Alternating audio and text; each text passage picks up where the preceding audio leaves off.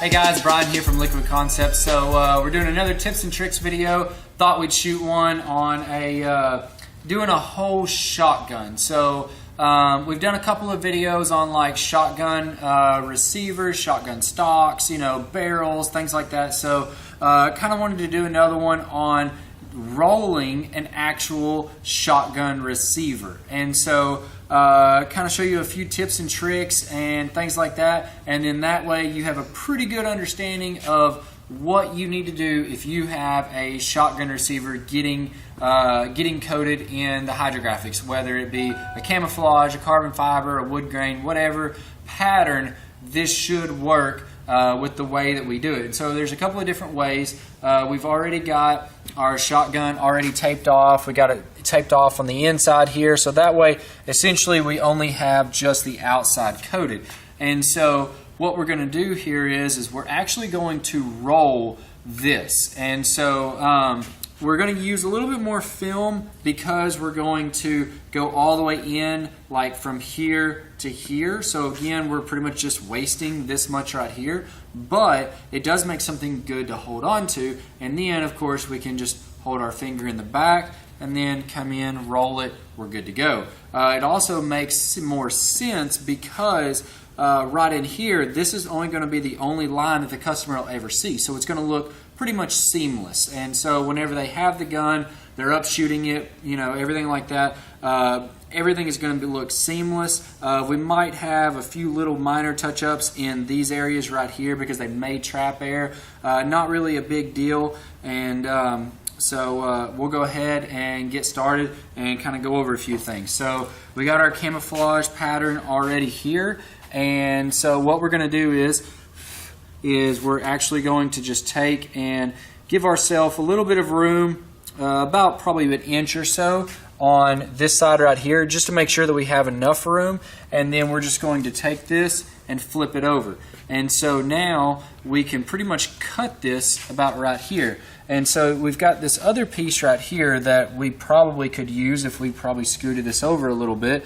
And so actually, if you look, you can get the stock itself, the front foregrip of it, to actually fit right in here as well. So this actually works really well because then you're not just wasting a big section of the film. And then we can go back, take our other stock, put it up here, take our barrel, get it dipped, and everything's good to go. So a couple of things you want to make sure of before you cut any of your film.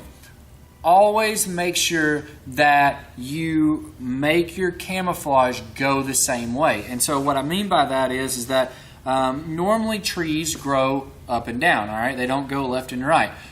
So what that means is that whenever your camouflage is on your gun, you want to make sure that the camouflage is normally going like this. So that way, whenever the customer is holding the gun like this, the camouflage and the trees on the camo or the leaves or anything like that, it actually goes up and down with the actual the gun itself. And so by doing that, like we could go ahead and actually dip it just like this, but our pattern on this camouflage is actually running this way. And so again, on something like this, we want to make sure that we always make sure that all of our camouflage is running the same way, so then that way we don't have any variations of the receiver is going up and down but the barrel is going left and right.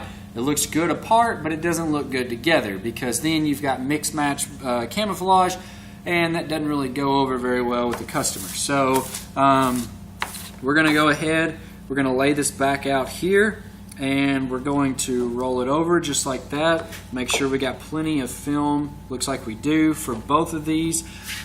And we're going to go ahead and just cut it right across here. And so we'll pull that away, and then on this case we can actually get pretty close to this one side right here. Give me a little bit more room on this dip for the next one. So go ahead and take that. So we'll set that off to the side. Looks like we've got this right here, and we're just going to go ahead and cut the tape off of this. And so now we're ready to lay it down in the water. And so in this case, let's see here. Actually, it goes like this. So because this actually has writing on it, if the writing is upside down whenever you're looking at it, that's the way that it goes down in the water. Not a lot of film does have writing on it, so in that case you always just have to test it with your fingers. Get your fingers wet, test it. The side that sticks to your finger goes down in the water. You can also test this, but if it does have writing and it's read backwards, then that's the way that it needs to sit down on the water. So we're going to go ahead, we'll grab this, put it in the water, and get started.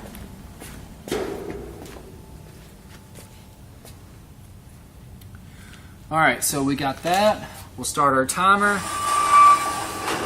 Go ahead and pull this in and get this bunched in there, just like that. And just like that. So I left a little bit of room. It's not going to hurt us any, but we're going to go ahead and close that gap just a little bit, pull that in a little bit, and then that way we don't have hardly any stretch in the pattern. So grab some gloves on, and then we will get started.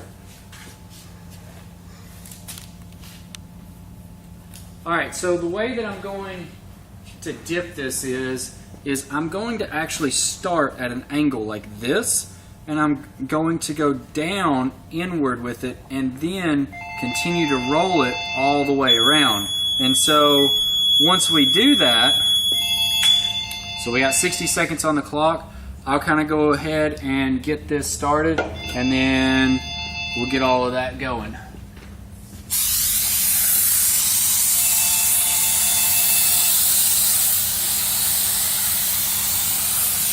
So I did two dips, or two passes. I did two passes on this because one pass, it would have left me with some gap on my top and bottom that I did not want.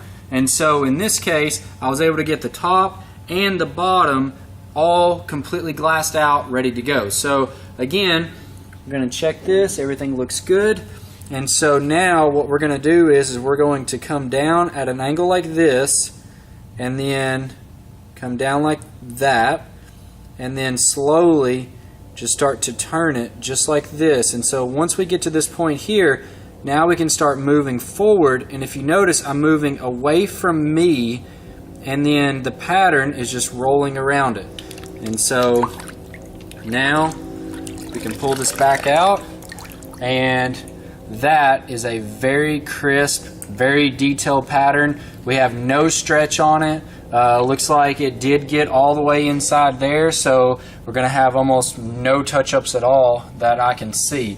Oh, we have one little bitty touch-up right there. Customer will probably never know the difference. Grab some of the ink off of the film, touch it up right quick. Nobody will ever know the difference. So again, just to kind of give you guys a quick little reset on that so you can see a little bit better, we pretty much took and went down on this side and down on that side. Now, one thing you want to make sure of is that this side right here did not go in the water. Alright, so we only put just this one side down in the water, and then we went down to where our line ended up halfway. And so essentially all of this area in here back was in the water. And so once we got it in the water, just like this, then we slowly moved it down. We allowed the film to roll up into it, and then the whole time that I'm holding this, instead of rotating it like this, I'm actually moving it this way. So then that way I don't actually warp any of the pattern, I don't stretch it, everything looks nice and vibrant on it, and it looks the way that it needs to be. And so production wise, you'll probably never see something like this because you're doing one gun at a time. They're doing hundreds of guns at a time. So essentially with them, they're going to take and go all the way down just like this, and then come back up, and there you go. You can set that up on a jig, do hundreds at a time, but for aftermarket wise, this looks really good, and it's going to be something to where the customer is really going to enjoy that a lot better, just because they're going to have a better finish and a better overall look across the entire gun. So Whenever you go to dip your shotgun receiver, definitely want to keep that in mind on rolling it because of those simple facts. Now again, you could take that, you could go down just like that, dip it, and it'll still work just fine. Not saying it won't, but inevitably it's going to stretch upwards versus rolling it like that. You don't get a lot of stretch. It looks very nice. It keeps the pattern more crisp, and it's just an overall better look to it. So whatever your skill level is, you can definitely do this just if you try it a couple of times, and then you're definitely going to get the hang of it, and then you're going to be putting out awesome results for any of your customers that want a dipped camouflage or even carbon fiber for that matter on their shotgun receiver like this. So I hope you guys enjoyed this video. I know we always do. If you have any questions or comments, definitely please leave them below. We'd love to hear from you with any of your videos or new videos that you'd like to see, or just anything in general. We'd definitely love to hear from you. So I'm Brian from Liquid Concepts, and we're making Hydrographics great again. Thank you guys.